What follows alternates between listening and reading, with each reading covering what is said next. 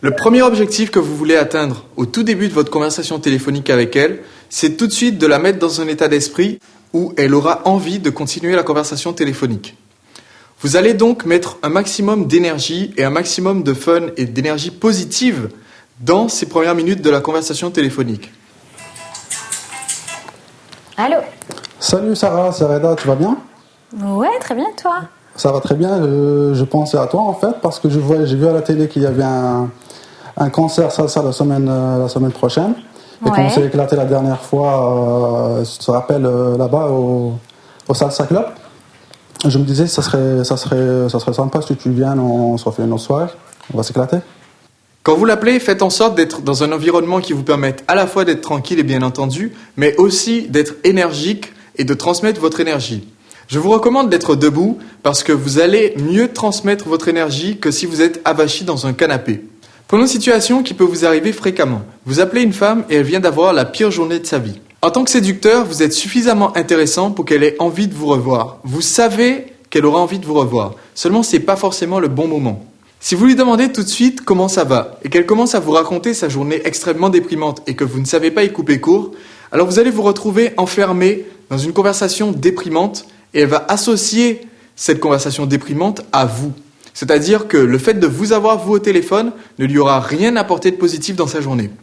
Écoute, là, je suis pas trop de bonne humeur parce que j'ai eu vraiment une journée pourrie.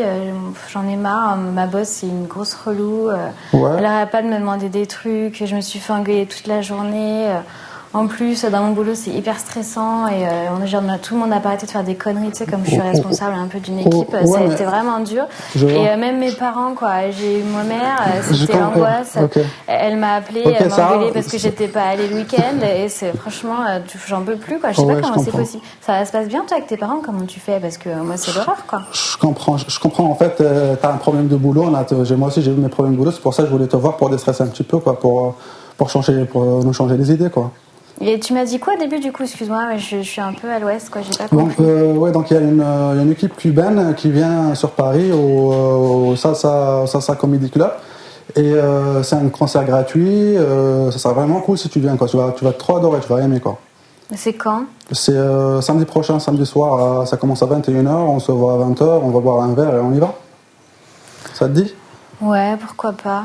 Parfait, donc on fait samedi 20h vers Montparnasse. Ok, ça marche. Parfait. Ok, bon, donc on se voit directement? Ouais, ça marche. Ça marche, ok. Salut. Bisous, Sarah, salut. Salut. Je suis pas sûre d'y aller. Hein.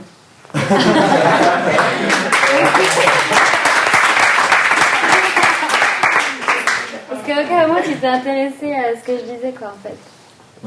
À tes problèmes de boulot, je voulais pas reparler de problèmes, quoi. Je voulais éviter tout. Ouais, remarque, je sais pas.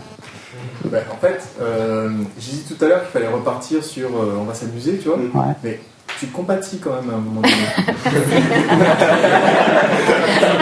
Je lui ai dit que moi aussi j'avais des problèmes de boulot et que justement je l'appelais pour changer d'idée, quoi. Moi aussi j'ai des problèmes. Ouais, mais j'ai l'impression que t'écoutais pas du tout ce que je disais. T'as pas compati, t'as dit ouais, moi aussi j'ai des problèmes, quoi.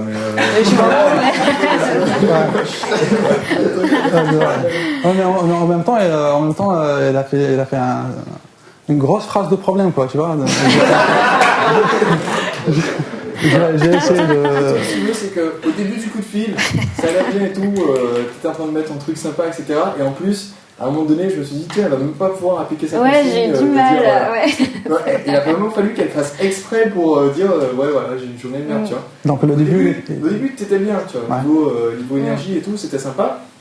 Quand elle a commencé à faire sa litanie, tu vois, encore une fois, quand ça commence à aller mal, il est encore temps d'arrêter, quoi. J'ai essayé d'arrêter, c'est pas arrêté. Après je lui ai dit ok, moi aussi j'aime, et c'est pas arrêté. Et quand elle s'est arrêtée, elle m'a dit elle a voulu parler des problèmes avec les parents. Moi je voulais pas en parler des problèmes de mes parents. Ouais. Et donc je lui ai dit directement ok, moi aussi j'ai des problèmes au boulot. Je voulais pas lui dire on va en parler la prochaine fois. Ouais, non, ça sert à rien. T'imagines. Et quand elle dit putain j'ai des problèmes, tu vas lui dire écoute, ce que je revois c'est qu'on se voit et qu'on parle. Voilà, c'est ça. Qu'on se vide. Mais si tu veux, dans le début de sa phrase, quoi, où elle dit ouais voilà j'ai une journée de merde, etc. Là tu coupes, là tu peux encore l'interrompre sans que ça soit sans que ça soit mal poli et que t'es pas compatible.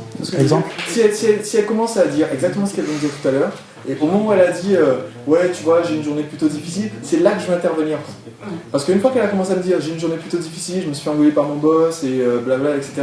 Là, si au bout de 1 minute, comme ça, maintenant t'interviens et tu dis juste on change de sujet, là par contre ça fait mal au truc. Tu vois, là ça fait, elle aura l'impression que tu n'es pas du tout intéressé à ce qu'elle vient de dire.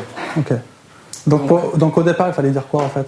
Au départ, dès qu'elle a commencé. Tu as dit ouais voilà, j'ai eu une mauvaise journée, tu veux dire voilà, c'est vraiment l'occasion d'oublier ta mauvaise journée. Tu peux permettre de l'interrompre quand elle vient de commencer à pas aller bien quoi. Okay.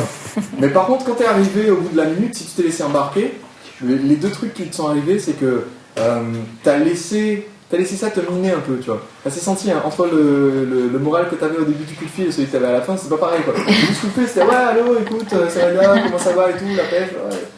À la fin du coup de fil, c'était ouais, je viens de jouer, ça sera super sympa, tu vois. Ouais. Déjà, tu t'es laissé affecter, quoi. J'ai compati en fait. Non, t'as subi le coup, t'as pas compati.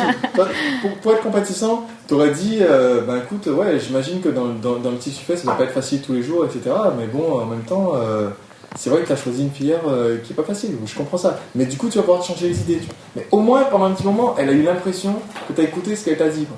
Ouais, t'as eu l'impression que je t'ai écouté? Pas du tout. Mon exemple, j'aurais eu l'impression.